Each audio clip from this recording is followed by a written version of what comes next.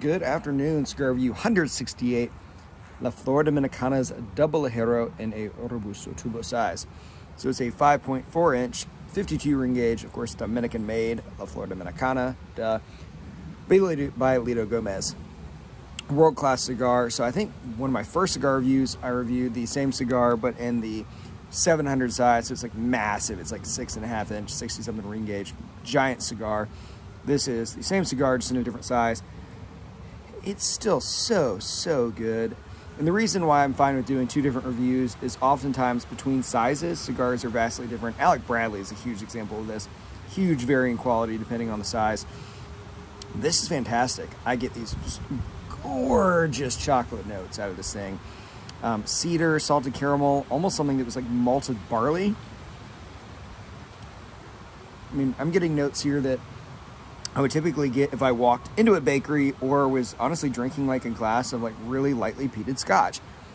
This is fantastic. I think it got a 94 rating at some point from Cigar Aficionado, and I can see why. I mean, this is just about as good as cigars get. And I'm a huge La Flor Dominicana fan. I do love their Andalusian Bowl. I think Lido Gomez makes some of the best cigars in the industry. I think it's a shame that AJ Fernandez makes all the cigars and not Lido Gomez. I will say that, but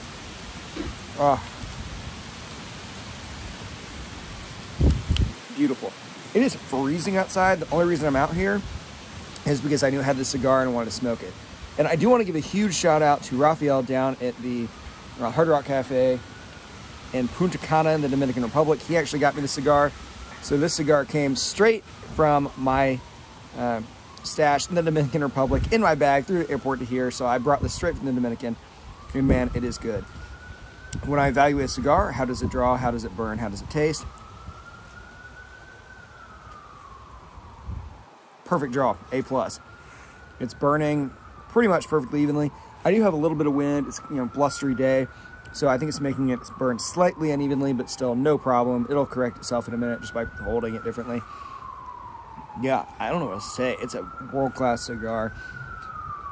And the good thing about it is it's really hard to express how strong tasting notes can be. A lot of cigars taste like chocolate. This really has strong flavors that just shine right through. It's delicious. It's like being in a bakery. The tasting notes are really strong. And there's nothing I would change about this. Would I buy it? Of course. Absolutely. I've been raving about it.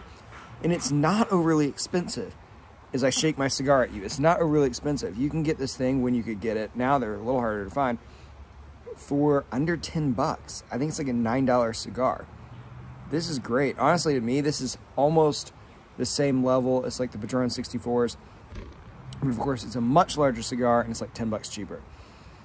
And my favorite cigar of all time, by the way, is the La Flor Dominicana Andalusian Bull. This company just makes world-class cigars. If anyone shows up to my house with one of these cigars, I'm happy. So that's it, guys. Cigar review 168. Sorry for ranting. The La Flor Dominicana Double Ligero. Of course, that is going to be an extremely strong buy from me. If you've had it and you don't like it, you're wrong. No, I'm just kidding. But if you've had it and you don't like it, or you've had it and you do love it, leave me a comment. Let me know what you think. Also, I want tips. When it is freezing outside, where do you smoke? Do you stop smoking in the winter?